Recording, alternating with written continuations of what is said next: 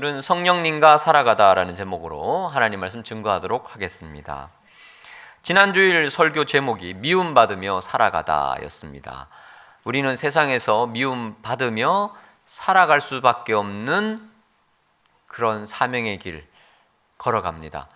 왜 우리가 세상으로부터 미움받을 수밖에 없는가? 소속이 다르기 때문이라고 말씀을 드렸습니다. 우리는 빛의 자녀, 주님의 백성이기 때문에 세상은 빛을 싫어합니다. 세상은 주님을 미워합니다. 그래서 주님께 속한 우리도 미워하는 거죠. 우리가 이 사실을 미리 알고 각오하고 나아가면 충격이 덜하다는 거죠. 그래서 예수님께서 미리 말씀을 해주셨습니다. 그리고 세상의 여러 소음을 제하고 성령의 음성에 민감하게 성령의 음성을 들으며 걸어가면 그 길 잘 걸어갈 수 있다라고 주님께서 15장을 통해서 말씀을 해주셨는데 그 연장선상에서 16장을 말씀을 하십니다.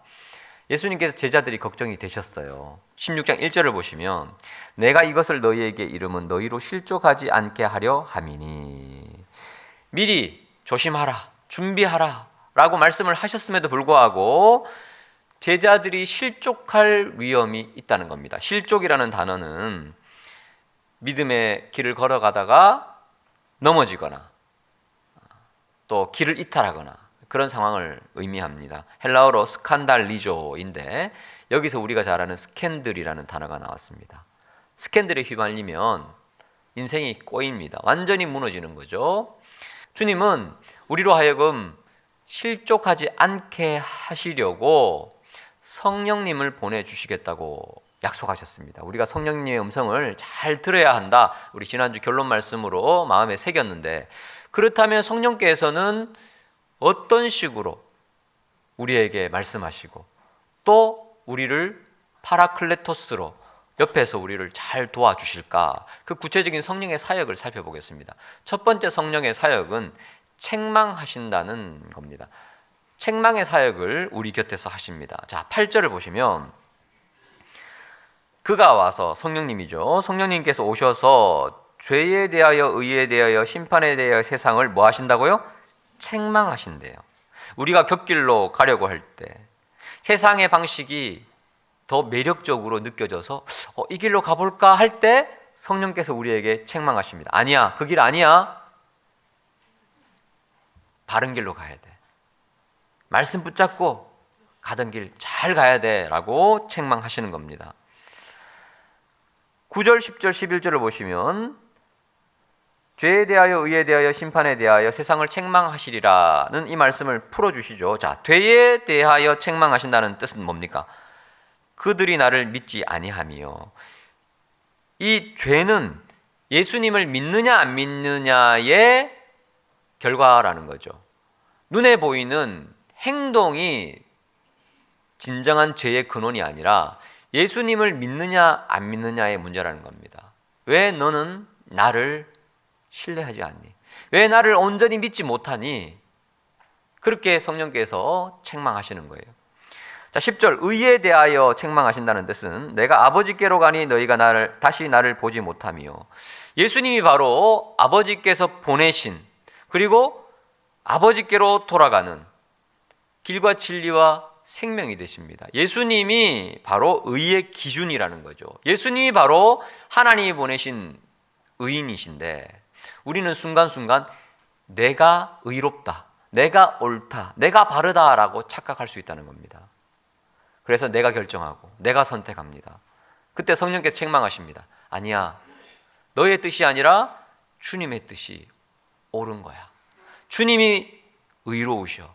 그 의의 길로 가야 돼 라고 책망하신다는 겁니다. 11절 심판에 대하여 책망하신다는 뜻은 이 세상 임금이 이미 심판을 받았다는 거예요. 세상 권세를 가진 사탄이 실권을 휘두르는 것처럼 보이지만 이미 그 사탄은 십자가에서 심판을 받았습니다. 힘을 잃어버린 상태예요. 실권을 놓아버린 임금을 따르면 안 되고 진정한 왕 중의 왕이신 예수님의 통치를 받을 때 우리는 실족하지 않는다라고 성령께서 우리 내면 가운데 책망을 하신다는 겁니다. 그래서 성령님은 우리의 죄를 드러내시고 우리의 잘못된 의의를 무너뜨리시고 우리를 다시 주님의 통치 안에 들어오게 하시게 하는 그 책망의 작업을 하신다는 겁니다. 자, 그런데 오늘 8절을 다시 보시면 책망의 궁극적인 대상이 나옵니다. 그가 와서 죄에 대하여 의에 대하여 심판에 대하여 누구를 책망하시죠? 세상을 책망하시리라. 성령께서 책망하시는 대상은 세상입니다. 궁극적으로. 자, 그런데 세상은 성령님을 몰라요. 세상에 예수 믿지 않는 영혼들은 성령님을 받지도 않았어요. 그렇다면 어떻게 성령의 책망을 받습니까? 성령께서 세상을 책망하시는 방식은 뭡니까? 바로 성령의 책망을 받은 우리를 통해서 세상을 책망한다는 거예요. 교회를 통해서 세상을 책망하시는 것이 바로 성령님의 방법입니다. 성령 충만했던 제자들이 사도행전에서 복음을 전파합니다. 그때 사람들이 제자들의 책망의 소리를 듣고 예수님께 돌아와요. 사도행전 2장 37절을 보시면 그들이 베드로의 설교를 듣습니다. 마음에 찔려합니다. 베드로와 다른 사도들에게 묻습니다. 교회 앞에 나옵니다. 형제들아, 우리가 어찌할꼬? 책망을 듣고 어찌할꼬? 묻습니다. 그때 3,000명이 예수님 믿고 회개하고 세례받고 그리고 예루살렘 교회가 탄생하죠. 지금 성령께서 세상을 책망하시는 거예요. 누구를 통해서요? 바로 교회를 통해서, 우리를 통해서. 자, 순서가 중요합니다. 우리가 성령의 음성을 듣고 책망받아서 돌이킵니다. 그렇지, 이렇게 살면 안 되지, 주님이 뜻대로 살아야지 깨우침을 받고, 그리고 우리가 세상을 책망하는 거죠. 우리의 삶을 통해서, 우리의 태도를 통해서, 우리의 경건한 라이프 스타일을 통해서, 그리고 우리가 복음 증거할 때 그들이 고개를 숙이고 마음에 찔리고 가책을 느끼고 회개하고 돌아올 수 있다는 겁니다. 자, 만약에 이 순서가 뒤바뀌면 어떻게 될까요? 우리가 책망받아야 되는데 그 책망을 거부하고 우리의 삶이 전혀 달라지지 않고 여전히 세속적이면서도 세상을 우리가 책망하면요, 전도하면요, 세상 사람들이 우리에게 뭐라고 말하죠? 영화의 한 표현입니다. 너나 잘하세요. 실제로 그 영화에서 교회를 향해서 얘기하잖아요. 주인공이 너나 잘하세요. 여러분, 우리가 먼저 책망받아야 할 줄 믿습니다. 우리가 변화받고 우리가 새로워지고 그리고 우리가 주님의 사명 따라 세상을 책망할 때, 성령께서 세상을 책망할 때 그들이 주님께 돌아오는 역사가 있을 줄 믿습니다. 자, 두 번째 성령의 사역입니다. 성령님은 인도하십니다. 성령님은 우리를 진리의 길로 인도하십니다. 자, 13절입니다.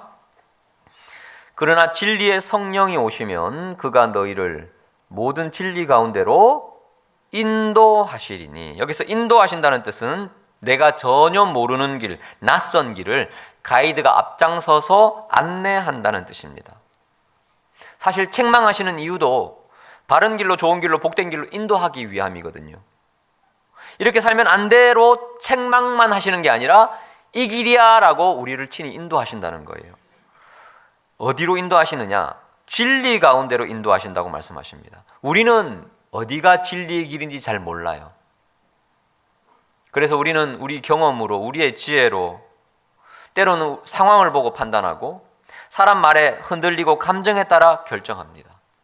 도저히 바른 길, 진리의 길 찾아갈 수가 없어요. 많은 사람들이 여기가 옳다 하고 몰려가면 그런가 싶어서 따라갈 수밖에 없는 것이 인간입니다. 아니에요. 여러분, 한 사람이 가더라도, 아니 아무도 안 가더라도 성령께서 저기가 진리의 길이다 라고 말씀하시면 거기가 참된 길입니다. 성령께서 그 길을 가르쳐 주신대요. 성령님을 수식하는 표현을 보십시오. 13절을 보십시오. 그냥 성령이 오시면이라고 하지 않고 뭐라고 말하죠? 진리의 성령님. 성령님은 거짓말을 안 하십니다. 성령님 자체가 진리의 성령이에요. 그러니까 우리를 진리의 길로 인도하실 수밖에 없어요. 나쁜 길로, 그릇된 길로 우리를 절대 인도하지 않습니다. 옳은 길로, 생명의 길로, 복된 길로, 진리의 길로 우리를 인도하십니다. 뿐만 아니라 13절 후반부, 오직 들은 것을 말하며 장래일을 너희에게 알리시리라. 성령님은 하나님으로부터 들은 것을 말씀하세요. 스스로 자의로 말씀하시지 않습니다. 그래서 늘 하나님의 뜻대로 말씀을 하시고, 또 하나님이 우리를 향한 놀라운 계획이 있잖아요. 장래일도 우리에게 말씀을 하세요. 여러분, 우리의 미래 얼마나 궁금합니까? 때로는 걱정하죠. 근심하죠. 이렇게 해서 잘 될까? 전전긍긍합니다. 여러분, 걱정하지 마세요. 성령께서 장래일도 우리에게 말씀해 주세요. 미래를 예비해 주셔서 아무 걱정 근심 없이 그 길을 갈 수 있도록 안내해 주신다고 말씀하십니다. 그리고 그 길 끝에 14절입니다. 그가 내 영광을 나타내리니 내 것을 가지고 너희에게 알리시겠습니다. 결국 우리가 가는 그 길로 가면 주님께 영광이 돼요. 우리는 보통 나의 성공을 위해서 그 길을 선택하죠. 근데 성공처럼 보여도 그 길은 결국 막다른 길입니다. 하지만 진리의 성령께서 인도하시는 그 길을 가면 주님께는 영광이요, 나에게 복되고 수많은 사람들을 살릴 수 있는 길이라는 거예요. 그러니까 그 길 가야 되는 거죠. 성령의 지도를 따라, 안내를 따라 우리는 가야 됩니다. 자, 사도행전 8장을 한번 살펴볼까요? 200페이지. 자, 요한복음 뒤에 사도행전 8장이 있는데, 실제로 성령께서 우리를 어떤 방식으로 인도하는지 성경에 몇 가지 예를 살펴보겠습니다. 사도행전 8장 5절을 보시면 200페이지입니다. 빌립이 사마리아에서 복음을 전파합니다.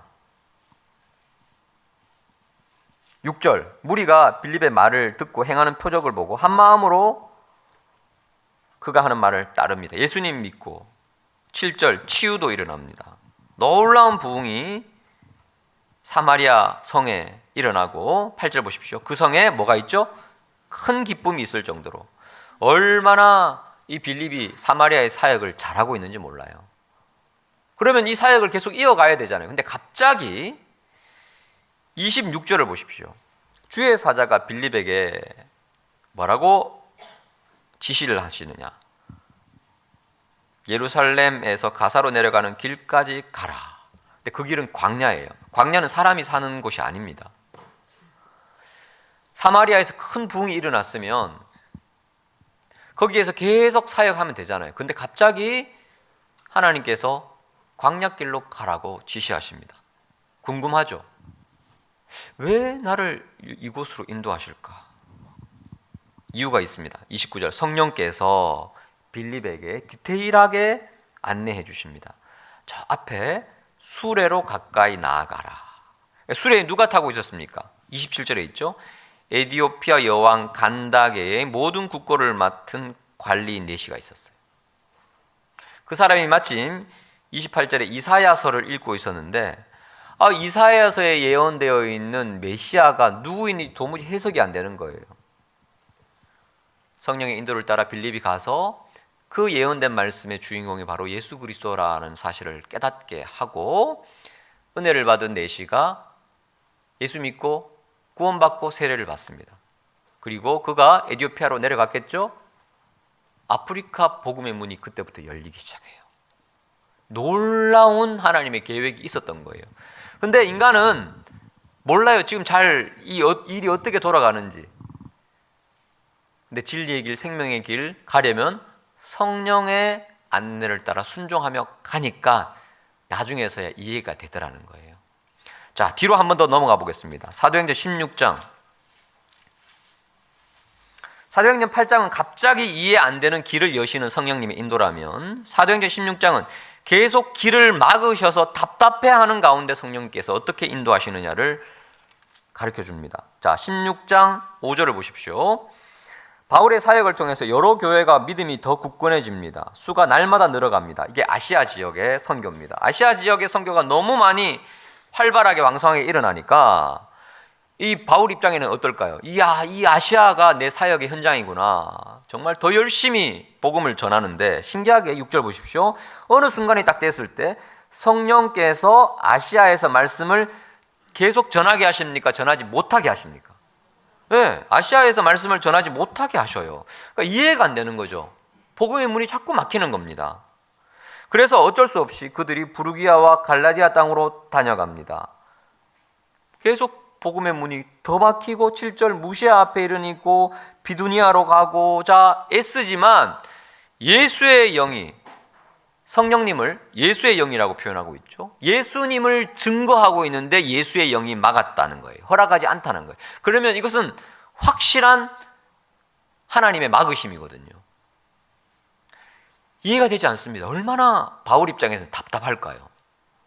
동쪽으로 가도 서쪽으로 가도 북쪽으로 가도 다 막힙니다. 한 군데 남았어요. 자, 8절 무시아를 지나 드로아로 내려갔는데 그때 성령께서 9절에 밤에 환상을 보여주십니다. 바다 건너편 마게도냐에 있는 사람이 건너와서 우리를 도우라는 환상을 보았을 때 10절 깨닫습니다. 아, 바다 건너 마게도냐로 떠나는 것이 성령의 뜻이구나. 안내를 받고 배 타고 건너갔더니 그때 세워진 교회가 빌립보 교회이고 유럽의 복음의 문이 처음으로 열리던 순간이에요. 하나님의 뜻이 있었다는 거예요. 근데 그 전만 하더라도 바울이 얼마나 답답했을까요? 다 막혀요. 여러분, 우리가 신앙생활 하다 보면 이런 일 있습니까? 없습니까? 하나님이 여러분 가는 앞길을 막고, 그리고 다른 일 시도하면 그 길도 막으시고, 너무 답답해요. 너무 힘들어요. 여러분, 하나님이 막으셨다는 것은 또 하나의 길을 곧 여실 거라는 증거예요. 답답해하지 마시고 불평하지 마시고 성령님의 안내를 받으시기 바랍니다. 언젠가는 여셔요. 갑자기 세계를 여실 때가 있고 예상하지 못했던 문을 여실 때가 있습니다. 우리의 지성과 상식과 지혜를 내려놓을 때 우리는 성령님의 인도 따라 진리의 길로, 영광의 길로 갈 수 있다는 겁니다. 저는 한 가지 확신이 있습니다. 매일 기도하고 매일 큐티하는 성도라면 결국 바른 길로 갈 수밖에 없다. 우리가 운전할 때 목적지를 잘 몰라요. 주소를 받긴 했는데 처음 가보는 길이에요. 그래도 두렵지 않습니다. 내비게이션을 딱 키면 안내 따라가면 돼요. 인생길도 마찬가지입니다. 어디로 가야 될지 모르겠지만 성경책을 딱 펼치는 순간, 큐티책을 딱 펼치는 순간 영적인 내비게이션이 켜지는 거예요. 기도로 나아가고 묵상으로 나아가면. 그래서 저는 무언가를 결정할 때 또 사역할 때 길이 딱 막혔을 때 하나님의 사인이구나 싶어서 평소보다 더 깊이 큐티를 하려고 합니다. 그러면 결국 진리의 길로 인도되더라고요. 우리 교회가 원래 러시아 선교회를 하려고 했습니다. 러시아의 교회를 건립하고 청년들 중심으로 러시아 선교회가 조직이 됐죠. 그래서 러시아 선교를 하려고 했는데 하나님이 자꾸 막으시는 거예요.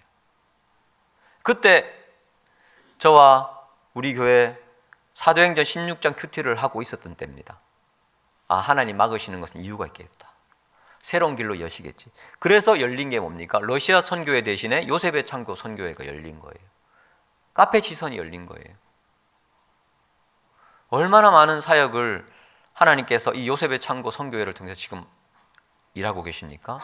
그리고 시간이 좀 지났더니 러시아 우크라이나 전쟁이 터진 거예요. 아, 그렇구나.